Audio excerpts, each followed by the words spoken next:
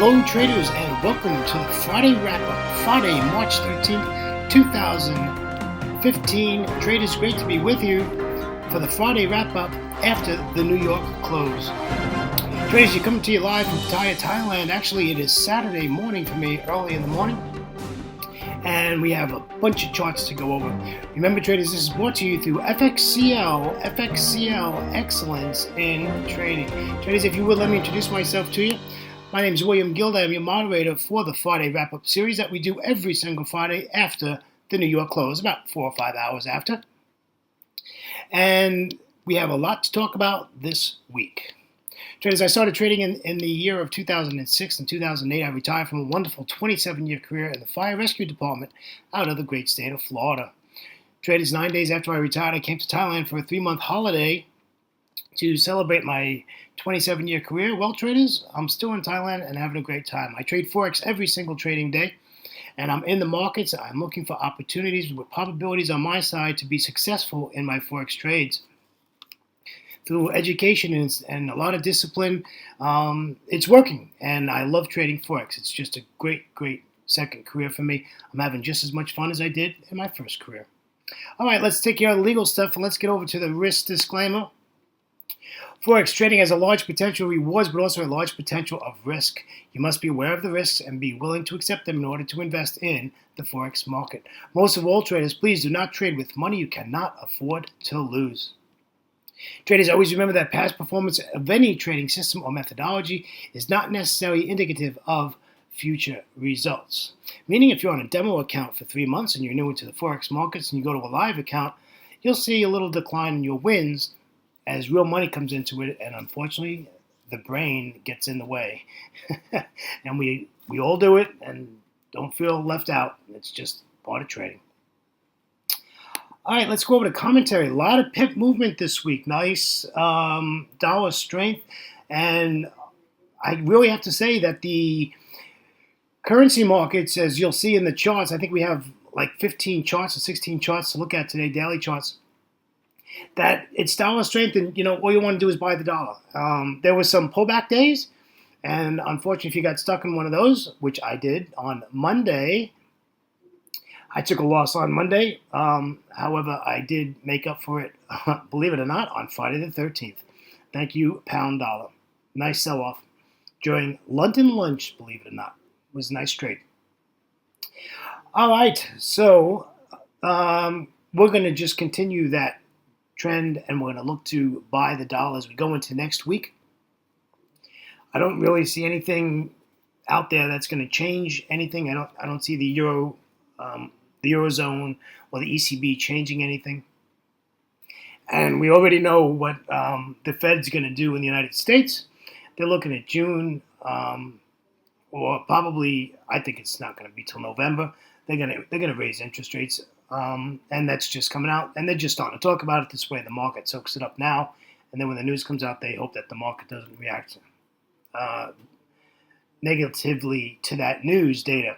However, it will. Draghi tried it. He put out that they were going to do quantitative easing, and what happened when he put that out?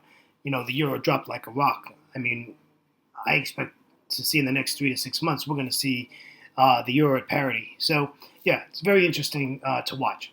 So we'll see how that goes.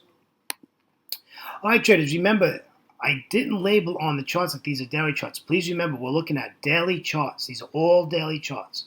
And we want to look at price action, and that's, the main goal of this is to look at price action and see what we're going to look at coming into our next trading week. So let's get started. And as usual, we will start with the euro dollar. Traders, you can see this wonderful downtrend, and you can see we had some up days and then went sideways and then went up again another day and went sideways. And it does take a break, and it does go sideways. But if you take a look at this spatially, we always look at spatial intelligence when we look at the charts, and we can see that this is just in a downtrend. And I'm expecting to see a pullback on Monday. I expect to see an up day on Monday because of profit taking, and or our next Asia session for the East Coast in the United States, it's Sunday afternoon, Sunday evening. For me in Thailand, Asia is in the morning, early in the morning. So, but yeah, we're looking to take this down. We just want to buy the dollar here. I don't want to buy the euro, that's for sure. I just want to buy the dollar. And that's the whole purpose of the daily charts. Take a look at the dollar switch, which is correlated to the euro dollar. They usually are opposite of each other. And you can see, again, the dollar is strong. And it's just coming up to the top side here. It's going to be pretty interesting. This just keeps going up. And if it does a repeat of last week, the last 5 days, we're going to end up at resistance. And that's going to be an interesting level to see that break that resistance. Possibly we'll get a drop there. Now, if you're trading the daily chart, I wouldn't want to be trading this right now. I wouldn't want to be trading into that resistance area, even though it's a lot of pips. I'd wait 4 or 5 days until it got up to that resistance area where you see the big red candle. That's the day they lifted the 1.2 floor on the Swissy. So what do we want to do here? All we want to do is buy the dollar. All right, let's take a look at the pound dollar. Pound dollar was really good this week. Nice price action. A little bit of junk in the middle there. If you look at the middle of the chart there, you can see candles all over the place, indecision, decision candles. And, we ended up with like almost 2 weeks of just really ugly stuff. And then it finally got its act together, made a pullout. And, I kept on hearing that this was a change of trend. And if you look at where price, where the resistance line that I put on this chart over 2 weeks ago, you could see that it came up to that resistance and it just fell off its knees and down she's come. And for the past 2 weeks, she's been very bearish. And, again, we're going to continue to sell this. We want to sell the pound dollar. I have no intentions of doing anything else but selling it. All right, next we're looking at the dollar yen. The dollar yen, you can see is sideways. It was pretty sideways all week this week. That's because the dollar is pretty much leveled out, and we still have dollar strength. It's still very, very strong, and I don't see no weakening. I just see it's taking a little break, and for the last 4 days, we have all indecision candles, and we would like to see, this is going to just continue to rise. If you don't have a dollar index chart on your platform, if you use the dollar yen, they're pretty much identical. So you can get a good idea of what the dollar index is doing. If you just keep the dollar yen on your platform and open that up, you get an idea what the dollar index is doing. But I don't trade this, my friends. I use this as a tool. I just want to see where the dollar index is going. Like when I saw those 3 red days, those three blue days with higher lows, and it took out, if you look left of the chart there, that double top, and it took out that double top, I knew this thing was on its way up and it was going to continue, and it absolutely did. And then it's now taken a 4-day sideways break, and I expect it to continue up. Or it's going to give us a down day, take out that doji low, and then it's going to continue to the upside. Basically, it's going to give us a pullback, and it's going to continue to the upside. All right, let's take a look at one of my favorite pairs. I love to trade the euro yen. Look at this. Look at this spatially. It's just a beautiful chart. If you look at this, it comes down, it fibs, then it comes down, it goes sideways, goes up, comes down, fibs, and then it just falls off the cliff there. If you can see, if you take a look at the top, look at the last candle, the right side of the chart, and go up that thing, and you can see that it's like a C. And I was taught that was a motion that we call of an old man easing into a hot bath. And that's exactly what this has done. And it's just sold off very, very nicely. And it took out that wick on that blue candle this week. And we talked about this last week, that if it took out that wick, it was heading down. And that's exactly what it did. It did take out that wick. The next day, right, we got a big red day. And away she went. And here we are now. And we'll see what happens at the next Asia session. And I'm just, I just want to sell it. And if you get to your lower time frames, you're going to see, depending on what you trade, I always refer to the daily chart. I trade the 1 hour chart, so I always refer to the daily chart. I just find the daily chart just gives you really good instinct. So if you're trading a 15-minute chart, I really recommend you look at a 4-hour chart and use that as your guide, like I use the daily chart. And it'll give you some really incentive of where this is going. What's the big picture? And we want to see what the big picture is while we're trading. So it's really important that we do that. And, I wouldn't be surprised if we see some profit taken here when we get a blue day. The next day is your session, and after our weekend break, and then this is going to head to the other direction. Let's take a look at pound yen, the beast. The beast not did very well this week. If you look at the last 5 candles, sold off very nicely, and now it is at the 200 exponential moving average. This is going to be very interesting coming into Monday, Tuesday. We'll see if this bounces or if it breaks through this. If you look left of the chart, this is a very, very strong support area, and I don't see this just sliding through here and breaking this 200 exponential moving average. I wouldn't be surprised if we see this bounce to the upside. So this is going to be a fun chart to trade, and it's going to look really, really cool. If you look at this like on a 15-minute chart, I would say that you probably have blue candles. You have up candles with this bounce off this 200 EMA. That it's quite a few pips here, so you expect this to bounce, and it's going to, and it's going to be really interesting to see, basically Tuesday, Wednesday, what it's done.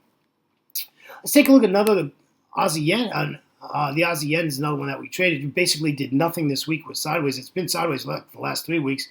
Now these are daily charts, so these are a lot of pips on each candle. So, you can trade this and get some nice pippage out of here. But it's not no trending mode right at the moment. It's sideways. But if you look at a 15-minute chart or 1-hour chart, you can make some pips on that. But, there's enough pairs out there that you can go and take a look at another pair that's in a trending mode and just let this do its thing, let it take it rest, and then let it pop to the upside when it's, or downside, whatever it's going to do, and I suspect it's going to go to the downside, as the Aussie is very weak. Talking about that, let's take a look at the Aussie dollar. Here's the Aussie dollar, and this was pretty interesting. On Thursday, it was unemployment change came out, and that's that big blue candle that you see on the chart, and what you see there is that it's been so long since the Aussie had any good data come out of it that the market just grabbed onto that and went for it. It was over 158 pips on that day when that data came out, and I was in Asia. I was actually in the live trading room, and I watched this happen, and I said, well, it's just not going to hold. It's not that big of a change. It was only 6.3 versus 6.4 previous. So I didn't think that the market was really going to go that crazy on it. And I'll tell you what, it kept on moving. And before I knew it, I was out of position. I couldn't get into the trade. My stop would have been way too big. I don't like 50 pip, 60 pip stops. Even though I traded 1-hour chart, I still don't want 50, 60 pip charts. Stop losses, sorry. And I was out of position, and this thing just took off all the way, and I finished basically about 45 minutes after the New York Open, and this thing was still just climbing. So good job if anybody caught that. Here's a Euro Swiss. Just basically sideways and just hanging out here. Not a lot going on with this. I don't look at this pair very often. I was intrigued when the Swiss lifted their floor with the amount of pips that this provided for us. But the euro is very weak, so you would expect this to come down now.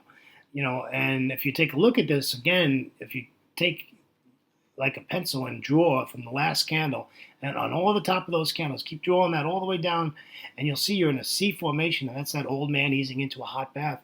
And if this takes out these lows at this 04 like 76 area, somewhere in there,